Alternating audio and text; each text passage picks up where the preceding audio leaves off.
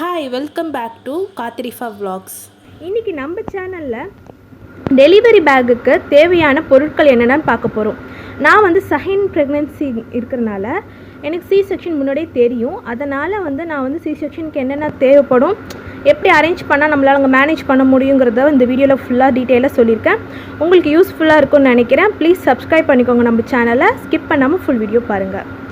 First வந்து 4 nighties எடுத்துக்கிட்டேன். 2 feeding நைட்டியும் 2 normal nightie, அதாவது முன் ஜிப் இருக்கிற நைட்டி எடுத்துக்கிட்டேன். இந்த சைட் பார்த்திங்கன்னா இன்னர்ஸ் வந்து 4 செட் எடுத்துக்கோங்க.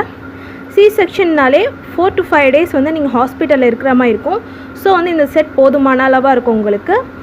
அதுக்கப்புறம் வந்து இன்ஸ்கர்ட் வந்து 2 எடுத்து வச்சுக்கோங்க. பிளாங்கெட், பெட்ஷீட் வந்து கன்ஃபார்மாக ஒன்று எடுத்து வச்சுக்கோங்க. உங்களுக்குன்னு மட்டும் இல்லாமல் கூட வரவங்களுக்கும் யூஸ் ஆகும். டவல் வந்து ஃபேஸ்க்கு நம்ம வந்து யூஸ் பண்ணிக்கிறதுக்கு தனியாக ஒரு டவல் வச்சுட்டு, அதுக்கப்புறம் ஹேர் வந்து சப்போஸ் வாஷ் பண்ணுற மாதிரி இருந்ததுன்னா ஒரு டவல் வச்சுக்கோங்க. 2 டவலாக எடுத்து வச்சுக்கோங்க. அப்புறம் வந்து பேட் வந்து லாஸ்ட் 2 days தான் நம்மளுக்கு யூஸ் ஆகும். அது வரைக்கும் அவங்க கொடுக்குற பேட் தான் நம்ம யூஸ் பண்ணுற மாதிரி இருக்கும். ஸோ இதையும் எதுக்கும் எடுத்து வச்சுக்கோங்க. அப்புறம் வந்து அழுக்கு துணி எடுத்து வைக்கிறதுக்கு ஒரு பேக் எடுத்து வச்சுக்கோங்க.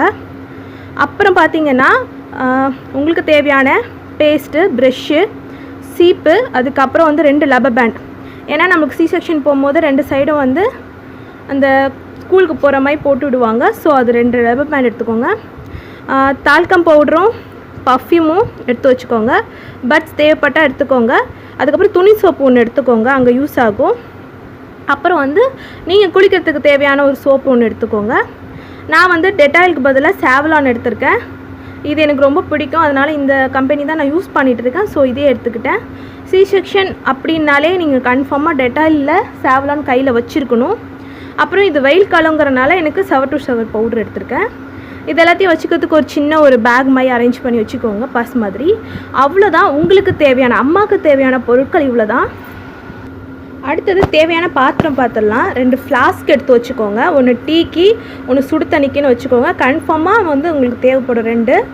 அப்புறம் வந்து 2 பாக்ஸ் தாராளமாக நம்ம சாப்பாடோ இல்லை வந்து பிஸ்கட் இதுமாரி எடுத்து வச்சுக்கிறதுக்கு 2 பாக்ஸ் வந்து கன்ஃபார்மாக தேவைப்படும். 2 ஸ்பூன் எடுத்துக்கோங்க கூடவே. அப்புறம் ஒரு சொம்பு, 2 கிளாஸ், நல்ல பெரிய கிளாஸ் எடுத்துக்கோங்க நீங்கள் டீ காஃபி குடிக்கிறதுக்கு.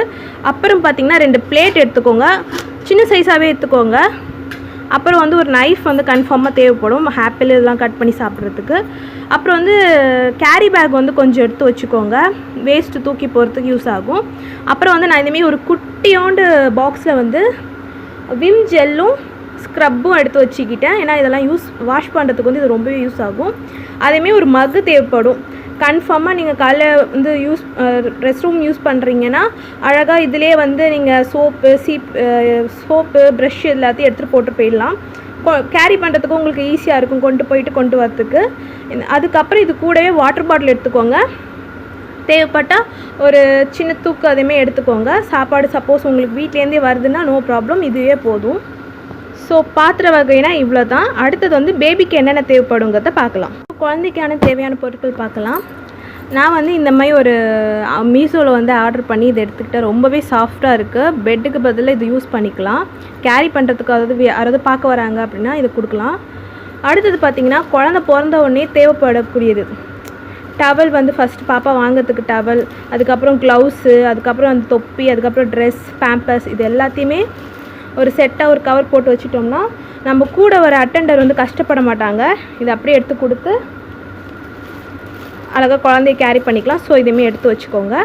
அதுக்கப்புறம் பார்த்திங்கன்னா யூரின் மேட் ஒன்று எடுத்து வச்சுருக்கேன். கூடவே வந்து ஒரு சின்ன கர்ச்சீஃப் மாதிரி ஒன்று எடுத்து வச்சுருக்கேன்.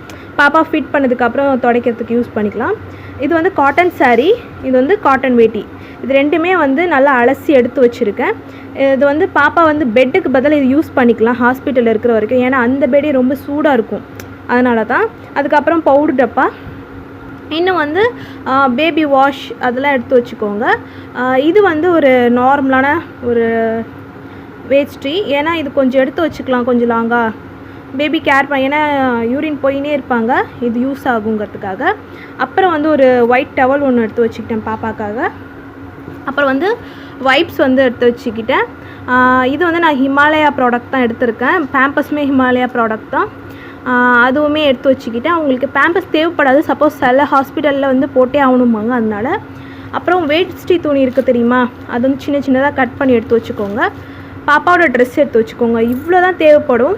எல்லாத்தையும் எடுத்து பஃப் பண்ணி உங்கள் பேக்கை கொண்டு போயிட்டு நீங்கள் கொண்டு வர மாதிரி தான் ஆகும்.